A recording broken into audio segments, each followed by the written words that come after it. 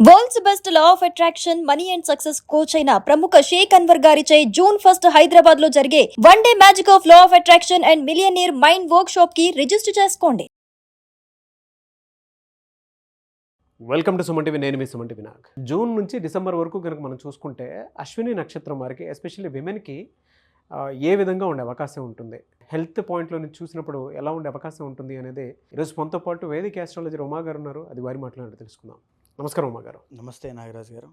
June నుంచి December వరకు కనుక మనం చూసుకుంటే అండి ఎస్పెషల్లీ విమెన్కి వేదిక ఆస్ట్రాలజీ ప్రకారము హెల్త్ పరంగా ఏ విధంగా ఉండే అవకాశం ఉంటుందంటారు, అండ్ వీరికి ఏ విధంగా ఉంది అసలు? అశ్విని నక్షత్రము. సో మేజర్గా నాగరాజు గారు, అశ్విని నక్షత్రము మేషరాశిలో సంచారం చేసేటువంటి నక్షత్రము. 0 దగ్గర నుంచి 13.20 డిగ్రీల దాకా ఈ యొక్క నక్షత్ర సంచారం అనేటువంటిది ఉంటుంది. దీనికి అధిపతి అశ్విని దేవతలు. జనరల్గానే వీళ్ళ యొక్క రాశికి అధిపతి కుజుడు, అంగారకుడు. అంగారకుడు ఎప్పుడు కూడా ఒక ఫైర్, అంటే very active and energetic performance ఉన్నటువంటి వీళ్ళకి జనరల్గానే హెల్త్ ఇష్యూస్ అనేటువంటివి చాలా తక్కువ, పెద్దగా రావు. దేన్నైనా చాలా ఈజీగా ఫేస్ చేయగలరు. ఎంత ఆరోగ్య సమస్య ఉన్నా, ఎంత పని చేయాలన్నా మీరు చూడండి, కొంతమంది ఆడవాళ్ళని మనం చూస్తూ ఉంటాము. ఎంత తీవ్రమైన జ్వరం వచ్చినా వాళ్ళు చేయాల్సింది, వాళ్ళ పిల్లలకి వండి పెట్టాల్సిందో, భర్తకి సేవ చేయాల్సిందో, ఎక్కడ లోపము రాకుండా వాళ్ళు పడిన బాధ బయటికి తెలియకుండా చేస్తుంటారు. ఆ హెల్త్ అనేటువంటి దాన్ని అంత బాగా మేనేజ్ చేయగలరు. కానీ వీళ్ళకి కూడా ఎక్కువగా వచ్చేటువంటి హెల్త్ ఇష్యూస్ మానసికంగా ఎక్కువగా ఉంటాయండి. అయితే మన యొక్క ఆస్ట్రాలజీ ఎప్పుడూ కూడా ఆరోగ్య సమస్యల్ని 5 భాగాలుగా విభజించింది. అయితే దీంట్లో మొట్టమొదటిది దోషజ రోగములు అని ఉంటాయి. అంటే మనం జనరల్గా చూస్తూ ఉంటాము, వాత, పిత్త, కఫ అని 3 ఉంటాయి. వాతము అని అంటే మన అర్థరైటిస్కి, కీళ్ల వాతములకి, కాళ్ళు నొప్పులు, నడుము నొప్పి, సో వీటికి సంబంధించినవన్నీ కూడా వాత దోషము సంబంధించినటువంటి రోగములు. పిత్త అంటే డైజెషన్ ప్రాబ్లమ్స్ కానీ, రెస్పిరేటరీ కానీ, వాయువుకు సంబంధించిన ఏదైనా సరే, గ్యాస్ట్రిక్ ట్రబుల్, ఎసిడిటీ కావచ్చు, ఇవన్నీ కూడా కడుపులో మండుతోంది అంటుంటారు కొంతమందికి, తెలియనటువంటిది. సో అది పిత్త దోషంగా వస్తుంది. మూడోది కఫ దోషము అని ఉంటుంది, జలుబు. తరువాత ఈ కఫానికి సంబంధించి ఉబ్బసము, ఆయాసము ఉంటాయి చూసారా, ఇవన్నీ కూడా కఫ దోషానికి సంబంధించిన వస్తాయి, దోషజ రోగములు అంటారండి. ఇక రెండవది ఏంటంటే అత్యంత ముఖ్యమైనది ధాతుజ రోగములు, హార్మోనల్ ఇంబ్యాలెన్స్ లేదా టిష్యూస్ వల్ల వచ్చేటువంటి దోషములు. సో చాలామంది మనం చూస్తున్న థైరాయిడ్ ఇష్యూ వల్ల, థైరాయిడ్ హార్మోన్ యొక్క ఇష్యూ వల్ల పిల్లలు పుట్టక చాలా మంది ఇబ్బంది పడుతూ ఉంటారు. లేడీస్ ఇన్సులిన్ అండి, చాలా ఆ హార్మోన్ వల్ల డయాబెటీస్ వచ్చి చాలామంది ఇబ్బంది పడుతూ ఉంటారు. అది ఇంకా చెప్పాలంటే టెస్టోస్టిరాన్, జనరల్గా మగవాళ్ళకి చాలా ఇబ్బంది పెట్టేటువంటిది ఈ టెస్టోస్టిరాన్. ఇది ఈ యొక్క పర్సనల్ లైఫ్ కావచ్చు, ఎనీథింగ్ అన్నిటిలోనూ కూడా ఈ హార్మోనల్ ఇంబ్యాలెన్స్ కానీ, టిష్యూస్ వల్ల వచ్చేటువంటి ధాతుజ రోగములు చాలా ఇబ్బంది పెడుతూ ఉంటాయి. దానివల్ల శక్తిహీనం అవ్వడం లాంటివి జరుగుతూ ఉంటాయి. ఇక మూడవది మానసిక రోగములు. అంటే ఏ మనిషి అయినా ఎంత శారీరకంగా శ్రమ ఉన్నా పర్వాలేదు, కానీ ఎస్పెషల్లీ ఉమెన్కి మానసికంగా ఉండేటువంటి ఎఫెక్ట్ ఉంటే మాత్రము భరించలేరు. తన కళ్ళ ముందు ఏదైనా ఒక ఇన్సల్ట్ కానీ ఫేస్ చేసినా, లేదా అనుకుంటే ఇంకా ఏదైనా సరే మానసికంగా సైకలాజికల్గా వాళ్ళు డౌన్ అయ్యారంటే ఇంకా ఏమీ చేయలేకపోతారు. మానసిక రోగములు, ఆ నిద్ర పట్టకపోవడం కానీ, దీనివల్ల వచ్చేటువంటి హార్ట్ ట్రబుల్స్, ఇవన్నీ కూడా మానసిక రోగముల్లోకి వస్తాయి. అండ్ నాలుగవది ఆగంతుజ రోగములు ఉంటాయండి. అంటే వాళ్ళ యొక్క శరీరము ఓకే, వాళ్ళు తినేటువంటి ఫుడ్ ఓకే, కానీ బయట నుంచి వచ్చేటువంటి ఎక్స్టర్నల్ బ్యాక్టీరియా ఉంటుంది. ఎగ్జాంపుల్ కరోనా వైరస్ కావచ్చు, వైరల్ ఫీవర్స్ కావచ్చు. అంటే బయట నుంచి వచ్చేటువంటి బ్యాక్టీరియా, వైరస్ ఇన్ఫెక్షన్ నుంచి ఫుడ్ పాయిజన్ అవ్వడము, ఇవన్నీ కూడా ఆగంతుజ రోగముల్లోకి వస్తాయి. సో మనం జనరల్గా చెప్తుంటాం వైట్ బ్లడ్ సెల్స్ వాటిని కాపాడుతూ ఉంటాయని. సో ఇది లోపం ఉన్నప్పుడు వచ్చేటువంటిది. చాలామంది ఈ యొక్క ఆగంతుజ రోగముల్లోకే, ఈ కరోనా వైరస్లోకి, ఎనీథింగ్ కొత్త సిండ్రోమ్స్ వాటిలోనే ఇబ్బంది పడుతూ ఉంటారు చాలా ఉమెన్.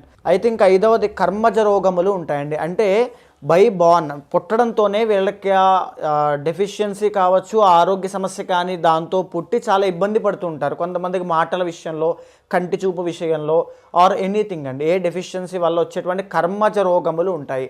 ఈ 5 భాగాలుగా ప్రతి నక్షత్రానికి డివైడ్ చేయబడింది.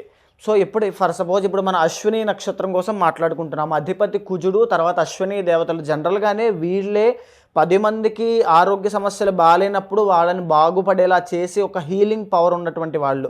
కానీ వీళ్ళకు ఉండేటువంటి మేజర్ సమస్య ఏమిటి అంటే మానసిక రోగము. అంటే రోగము అనే దాన్ని చాలా పెద్ద పదం అవ్వచ్చు, కానీ మానసికంగా సైకలాజికల్గా చాలా స్ట్రెస్ ఫీల్ అవుతూ ఉంటారు. ఎప్పుడైనా సరే బాడీ అనేటువంటిది అలసిపోదండి. మైండ్ అలసిపోయింది, చికాకు పుట్టింది, అసలు చేయలేకపోతున్నారు అనుకుంటే మొత్తం కంప్లీట్గా వీక్ అయిపోతారు. అయితే మేజర్గా నాగరాజు గారు అశ్విని నక్షత్రానికి వచ్చేటువంటి ఆరోగ్య సమస్యలన్నీ కూడా కొన్ని విషయాల్లో మనం చెప్పేయచ్చు. బ్రెయిన్కి సంబంధించినవన్నీ కూడా వీళ్ళకి వస్తాయని చెప్పి శాస్త్రం చెబుతోంది. అంటే మైగ్రేన్ అవ్వచ్చు, హెడేక్స్ అవ్వచ్చు, యాంగ్జైటీ ఇష్యూస్ అవ్వచ్చు, అస్తమాను నాకు లెఫ్ట్ సైడ్ తలనొప్పి వస్తుందండి, రైట్ సైడ్ తలనొప్పి వస్తుందండి, భరించలేని తలనొప్పి, ఇది చాలామంది ఇబ్బంది పడుతూ ఉంటారు. లేదా చీటికి మాటికి కోపము, ఇది బికాజ్ కుజుడు అధిపతి, దానివల్ల వచ్చేటువంటి లైఫ్లో ఫ్లక్చువేషన్స్, అంటే హెల్త్ ఇష్యూస్ అనేటువంటివి కొన్ని సందర్భాల్లో వీళ్ళు తొందరపాటు నిర్ణయాల వల్ల వచ్చేటువంటి పరిస్థితుల వల్ల వీళ్ళు చాలా ఇబ్బంది పడుతూ ఉంటారు. సైకలాజికల్ హెల్త్ ఇష్యూస్ అనేటువంటివి ఎక్కువగా ఉంటాయి. తర్వాత దోషజ రోగములు, అంటే ఇక్కడ చూడండి, ఒరిజినల్ 6th లార్డ్ వీళ్ళకి బుధుడు అవుతాడు. బుధుడు ఇండికేట్స్ ఏంటి అంటే ఈఎన్టీ ప్రాబ్లమ్స్, నర్వస్ సిస్టమ్ అండి. నర్వస్ సిస్టమ్ విషయంలో చాలా జాగ్రత్తగా ఉండాలి. అండ్ బ్లడ్కి సంబంధించిన విషయాలు కూడా. సో ఏదైతే మానసికము తర్వాత దోషజ రోగములు ఉన్నాయో ఈ 2 విషయాల్లోనూ అశ్విని నక్షత్రం వాళ్ళు చాలా జాగ్రత్తగా ఉండాలి.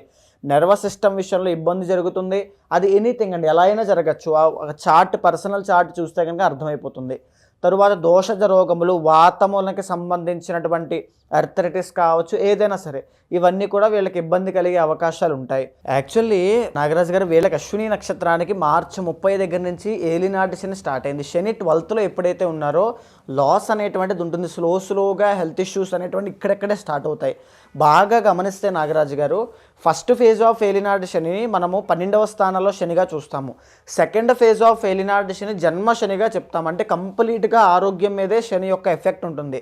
ఇక్కడ స్లోగా 12వ స్థానంలో, అంటే ఇప్పుడు ఏదైతే అశ్విని నక్షత్రం వాళ్ళు ట్రావెల్ అవుతున్నారో శని యొక్క దాంతో వాళ్ళకి ఇప్పుడిప్పుడే స్టార్ట్ అయినటువంటి హెల్త్ ఇష్యూస్ వీళ్ళు నిర్లక్ష్యం చేయడం వల్ల అది పెరిగి పెద్దదయ్యి సెకండ్ ఫేజ్ ఆఫ్ ఏలినాటి శనిలో చాలా ఇబ్బంది పెడుతుంది. అయితే ప్రజెంట్ వీళ్ళకి రవి యొక్క అనుగ్రహము తర్వాత కుజుడి యొక్క అనుగ్రహం చాలా బాగుండడం మూలన సెప్టెంబర్ వరకు పర్వాలేదండి. ఈ సెప్టెంబర్ నుంచి, అంటే సెప్టెంబర్, అక్టోబర్, నవంబర్, డిసెంబర్, ఈ 4 మాసాల్లోనూ ఈ యొక్క రవి కుజుల యొక్క బలం వీక్ అవ్వడము, శుక్ర బలం కూడా తగ్గడము, ఎస్పెషల్లీ కఫదోషము, దోషజ రోగాల్లో కఫదోషము, తర్వాత వచ్చేటువంటి ఈ యొక్క వాత దోషము, ఎర్థరైటిస్, వాటికి సంబంధించినవి.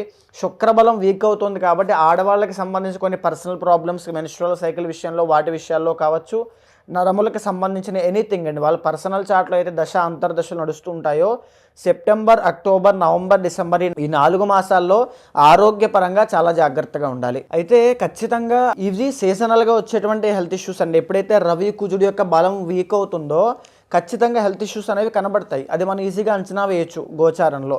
కానీ వీళ్ళకి డిఫాల్ట్గా ఖచ్చితంగా బ్రెయిన్కి సంబంధించినవి, వాళ్ళ యొక్క తలకి ఈఎన్టీ ప్రాబ్లమ్స్ కావచ్చు, మానసిక సమస్యలు ఎక్కువగా ఉంటాయి. సో అది డిఫాల్ట్గా ఖచ్చితంగా ఉంటుంది. మానసికంగా ధైర్యంగా ఉండడానికి ట్రై చేయండి. బికాజ్ అశ్వినికి అధిపతి కూడా కేతువు. సో కేతువుకి కూడా తల ఉండదు. సో ఖచ్చితంగా సైకలాజికల్గా స్ట్రాంగ్గా ఉండడానికి ట్రై చేయండి. ఇష్టదైవాన్ని ఎక్కువగా ఆరాధన చేయండి. ఎలా అండి దీనికి రెమెడీ ఏంటంటే, జనరల్గా మానసిక సమస్యలు ఉండేటువంటి ఈ నక్షత్రానికి కమింగ్ 6 monthsలో ఈ విధంగా ఉందని చెప్పారు. అంటే ఏదైనా ఎవరైనా దోషం ప్రకారము శాంతి పూజలు లాంటివి ఏమైనా చేయించుకోవాలి అనుకునేటువంటి వాళ్ళు ఉంటారు. లేదంటే అసలు మాకు ఇది ఉందా లేదా, ప్రస్తుతం మాకు ఎలా నడుస్తుంది అని త్రూ వేదిక్ ఆస్ట్రాలజీ తెలుసుకోవాలనుకున్నటువంటి వాళ్ళు ఉంటారు. మిమ్మల్ని అప్రోచ్ అవ్వాలంటే ప్రాసెస్ ఏంటి? తప్పకుండా అండి. అలాంటి వాళ్ళు ఎవరైనా ఉంటే అసలు మానసికంగా ఉండేటువంటి దానికి అవసరమైతే కొన్ని శాంతి పూజలు అవసరం అవుతాయి.